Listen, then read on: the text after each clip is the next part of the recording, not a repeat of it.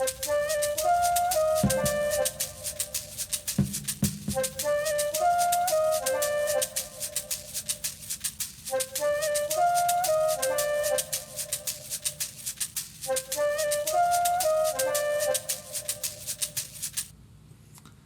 was King Tutankhamun? Hi everyone, I'm your teacher, Mr. Cassara. Today, we are going to delve into the fascinating history of King Tutankhamun. This detailed lecture will cover a wide array of aspects related to King Tutankhamun's life and legacy, providing a thorough understanding of this enigmatic historical figure. We will explore numerous facts of King Tutankhamun's life, including his lineage, family members, birth, rise to power, and significant events during his reign. Furthermore, we will look into the intriguing circumstances surrounding King Tutankhamun's potential cause of death, shedding light on the mysteries that shroud his demise. Moreover, we will delve into the captivating archaeological details of the discovery of King Tutankhamun's mummy and tomb by the renowned archaeologist Howard Carter on November 4th, 1922. By examining these archaeological findings, we will gain valuable insights into the historical significance of King Tutankhamun and how his legacy has been preserved through the ages. By engaging this case study, arguments, and reflective questions asked here, you will have a deeper understanding of King Tutankhamun, his place in ancient history, and the enduring impact of his legacy on the world. So, get ready to embark on an exciting journey through time as we unravel the mysteries of King Tutankhamun's remarkable life and reign. Tutankhamun's birth and family.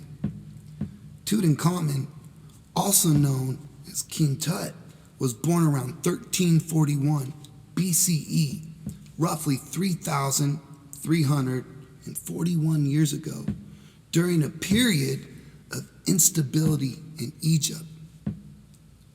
It's argued by some Egyptologists that Tutankhamun inherited a throne that was thought to be unstable due to reasons usually associated with his father.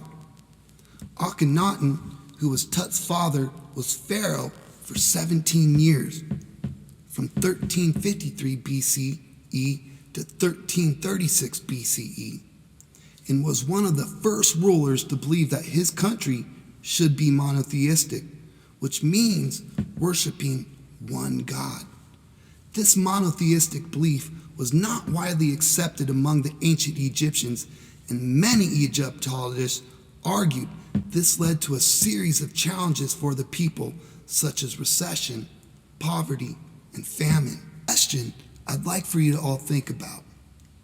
Even though Akhenaten's rule was marked by instability, how is the worshiping of one God influential to modern religions such as Christianity, Buddhism, and Islam? Is monotheism a marker of modern religions? As we continue forward, Akhenaten's rule came to an end with his death in 1336 BCE at the age of around 40, leaving Tutankhamun to inherit a kingdom facing significant internal and external pressures. Tutankhamun's reign was short-lived, lasting only around 9 years, and it's believed that he died in his late teens or early 20s. His death is still a subject of mystery and debate among historians and Egyptologists, with arguments and theories ranging from illness to foul play. Despite his short reign and young age at the time of his death, Tutankhamun's legacy has endured through the centuries, captivating the world with the treasures found in his tomb and the mysteries that still surround his life and death. Tutankhamun's mother. Who Tutankhamun's mother was has been surrounded by quite a bit of mystery. But with that, all good historical stories come with a mystery. Many Egyptologists in the past argued Tutankhamun's mother could have been Nefertiti, given she was the wife of Akhenaten. However, a new theory has been developed within the past few years regarding who Tut's mother was.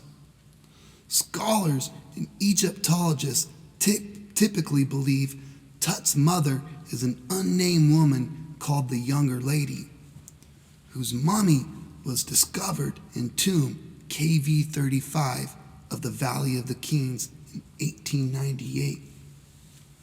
One thing we know for sure is the Younger Lady found in tomb KV35 was that her father was Amenhotep III. The discovery of the mummy of the Younger Lady in 1898 reignited the interest in unraveling the mysteries surrounding Tutankhamun's family lineage. The mummy was found in a reburial cache in the Valley of the Kings and one of the several female mummies discovered within the same tomb. DNA analysis of the mummies found in KV35 has offered new insights into Tutankhamun's family relationships and has led to the argument that the Younger Lady could be his biological mother. Amenhotep III, Tutankhamun's grandfather, is believed to have had several wives, including Queen Tiwa, who was a prominent figure in the Amarna period. Some scholars argue the possibility that the Younger Lady could be one of Queen Tiwa's daughters, which would make her a sister of Akhenaten and the aunt of Tutankhamun. This hypothesis has sparked further research and debate among Egyptologists and historians, adding to the intrigue of Tutankhamun's family history. The identification of Tutankhamun's mother continues to be a subject of ongoing research and scrutiny as experts strive to piece together the puzzle of ancient Egyptian royals and their complex lineage. As new discoveries and scientific advancements shed light on the enigmatic period of history, the story of Tutankhamun and his family remains a captivating and ever-evolving tale, inspiring continued fascination and inquiry into the lives of ancient rulers. But before moving on, an important question for us to consider is how DNA analysis could assist in other studies of the past. And also, how could DNA analysis aid us today?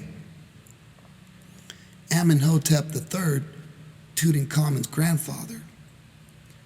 Now, we will continue our discussion by delving into the life and legacy of Tutankhamun's grandfather, Amenhotep III. Amenhotep III, who reigned in the 14th century BCE, held the esteemed position of pharaoh in ancient Egypt. In visualizing Amenhotep, historical records indicate that he was an obese and ill man for much of his life, which might have had an impact on his reign in various ways. But with that, we should ask, how might have Amenhotep's health affect his reign and ancient Egypt's stability? During his time as a pharaoh, he was worshipped as a living god, a common practice in ancient Egypt where rulers were often defined during their lifetimes. Despite his physical challenges, Amenhotep III was considered to be a successful and beloved pharaoh of the ancient Egyptians. One of the notable achievements of Amenhotep III's rule was the prosperity and stability he brought to ancient Egypt. Under his leadership, the country thrived with a functioning economy and efficient government. His reign was marked by a period of peace and cultural growth, and he was remembered as a ruler who cared for the well-being of his people. And another question we could ask is, even though ancient Egypt was a monarchy, what would peace, cultural growth, and prosperity mean to everyday people like us? Amenhotep III derived his name from the sun god Amun, whom he believed to be his father. This belief in his divine ancestry further solidified his status as a ruler with divine connections. Despite his struggles with health, Amenhotep III lived to be 40 to 50 years old. Another question we could ask is, how did Amenhotep's death affect ancient Egypt's population? Would it have been better for the public in general if he would have lived longer, given it's typically argued that his son was a below-average leader? His influence extended beyond his own lifetime and had a lasting impact on the subsequent rulers, including his grandson, King Tutankhamun. In connecting events, it is widely believed that Tutankhamun's upbringing and early experiences were greatly shaped by the legacy of his grandfather, Amenhotep III. Tutankhamen's reign. King Tutankhamun became pharaoh in 1332 BCE and ruled until his death, like his father and grandfather, until 1323 BCE. With that, he became pharaoh at only 8 years old and was guided by the Grand Vizier, who was named Ai, and Horemheb, commander-in-chief of the Egyptian army. Even though Tut is important in our history today, his rule was looked upon as rather unimportant during his time. What made Tut a historical celebrity today was the discovery of his intact tomb, which was discovered by Howard Carter in 1922 in the Valley of the Kings, as we briefly discussed earlier. Tut's most important accomplishment was restoring the cult of Amun-Ra and taking Egypt back to polytheism, the worship of many gods. And in doing so, he undid the use of monotheism, which his father Akhenaten started during his rule. We do know that Tut was sometimes depicted as a warrior king like his grandfather, Amenhotep III.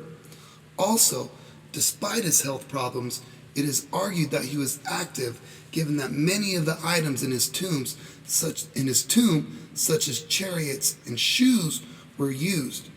In thinking about the used nature of some tomb items, what conclusions can we draw regarding his life? And what can we personally learn from Tut's used items within his tomb? Does Tut give us an example of disabilities not dictating personal achievement? More regarding the used nature of some tomb items and its implications for Tut's life, we can say that despite his young age and health problems, King Tutankhamun led an active life befitting a pharaoh. The presence of well-used items such as chariots and shoes suggests that Tut actively participated in activities such as hunting, riding, and perhaps even military pursuits. Tutankhamun's death. Tutankhamun, the famous Egyptian pharaoh, died at the young age of 18 or 19 years old in 1321 BCE. His death is surrounded by quite a bit of mystery and speculation. One of the intriguing aspects of Tutankhamun's death is the discovery of a bone fragment found in the back of his head while examining his mummy. This led some scholars to believe that Tutankhamun was murdered from a blow to the back of the skull. However, there's also a prevailing belief among most experts that his injury was likely caused by Howard Carter's mishandling of his mummy during the excavation process by his team of archaeologists. Another theory suggests that Tutankhamun may have been involved in some kind of high-velocity accident, as he had a knee injury that never showed signs of healing. Additionally, laboratory analysis of his mummy revealed the presence of malaria, indicating that he may have been battling the disease. It is possible that these factors, a combination of chariot accidents and the effects of malaria, contributed to his untimely death. Overall, the circumstances surrounding Tutankhamun's death continue to intrigue researchers and historians, and the debate about the exact cause of his demise remain ongoing. In an undergraduate study I took part in, I concluded that Tut's injuries are consistent with the fall from a chariot. Tut's body showed a combination of head and knee injuries, which is similar to the types of injuries seen in vehicular accidents today. Putting all this information together, it leads to the question of how Tutankhamun may have passed away. As a class, it would be interesting for us to explore and discuss the various theories and evidence surrounding Tutankhamun's death. Perhaps we can even have an assignment later on this semester where we delve deeper into the topic and consider the different perspectives and historical context surrounding his death. And with that, I look forward to exploring this more as we move forward in this semester. Tutankhamun's tomb. In analyzing Tut's burial chamber, only the walls have decorations, which is quite rare. In comparison, most royal tombs are brilliantly decorated with funeral texts such as the Book of Gates, which aid the king in finding the afterlife. Most of Tut's tomb decorations are of his funeral or Tut with a number of deities. KV 62, which is Tut's tomb, is considered quite small because he died relatively young and his tomb was probably unfinished. With that, the 5,000 artifacts Tut was laid to rest with are tightly packed or even dismantled due to the small size of KV 62. In addition, Tut would have utilized many objects in the afterlife such as makeup, incense, furniture, board games, chariots, weapons, and even shoes. Sadly, Tut's memory was erased mainly by the following king because his father was not well liked. But with that, the discovery of Tut's tomb by Howard Carter made him one of the most famous kings in pop culture today. So, one could say, metaphorically, that Tut continued to live in the memory of people interested in his life today. In thinking about the items in Tut's tomb, what conclusion can we draw from? Was Tut cared for by his family? Also, could so many items mark sadness in the tragedy in young age in which he died? Howard Carter discovers Tut's tomb. Before the discovery of Tut's tomb, small items related to Tut, such as a cup, jar, and a piece of cloth bearing Tutankhamun's name were found. However, Carter still believed Tut's tomb was somewhere to be found. Finally, on November 26, 1922, a plastered doorway with Tutankhamun's name was found in the Valley of the Kings. We can only wonder what Carter and his team felt and expected to see beyond the plastered doorway. With that, behind the plastered doorway turned out to be one of the most significant archaeological discoveries to date. As discussed earlier, over 5,000 items, including chariots, swords, daggers, shoes, and even food for the afterlife, were discovered. With that, it is said Tutankhamun's mummy was already badly damaged. What housed Tut's mummy was a sarcophagus, which is a stone container which held 3 inner coffins. The 2 inner coffins were made of wood and covered in gold, accompanied by semi-precious jewels including lapis and turquoise. The innermost coffin was made of solid gold, but with that, the coffin was not as we see it today. It was discovered with a black layer of pitch from the hands to the ankles, which was most likely poured over the coffin during the burial ceremony. The mask used to top the inner coffin was made of 2 sheets of gold hammered together, weighing around 22.5 pounds. Today, Tut's mask is considered to be one of the most valuable archaeological finds of antiquity. Furthermore, the discovery of Tutankhamun's tomb has provided valuable insights into ancient Egyptian culture and beliefs. The meticulously preserved artifacts found in the tomb offered a glimpse into the spiritual practices of the ancient Egyptians. The elaborate funerary goods, including jewelry, furniture, and precious metals, reflect the significance of the afterlife in ancient Egyptian society. The discovery has also shed light on the religious and mythological beliefs of the time, as seen in the inscriptions and depictions found within his tomb.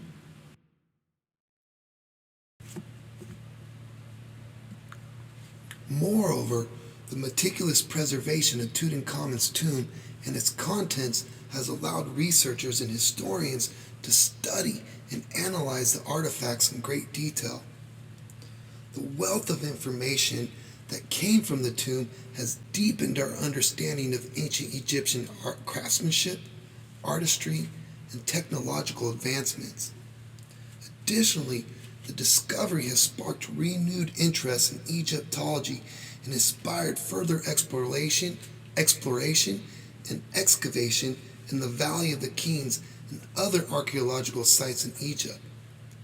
The legacy of Tutankhamun's tomb continues to captivate and fascinate people around the world, making it an enduring symbol of ancient Egypt's rich history and cultural heritage.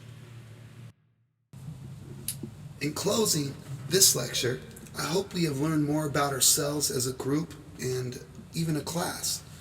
Through history, we can discover more than just facts about the past. We know that many of the problems we face today are problems that ancient Egyptians faced. And with the end of the pandemic behind us, this lecture gives some hope regarding our everyday issues. It's fascinating to think that the challenges we experience in our daily lives have echoes in history, and that we can draw strength and even perspective from the struggles of those who came before us. And with that, these problems we face in the everyday world do not define us, just as Tut's issues did not define who he was. Even though Tut's father was troubled, Tut looked to his past for foundation in everyday life. This perspective encourages us to consider our own struggles in a broader context, reminding us that we are more than just the sum of our challenges, and that we can draw inspiration and even wisdom from the stories of ancient civilizations. If there are any questions you think of later, feel free to reach out to me in class or through email. And finally, I truly hope this lecture is something that you can all carry forward in life. Thank you.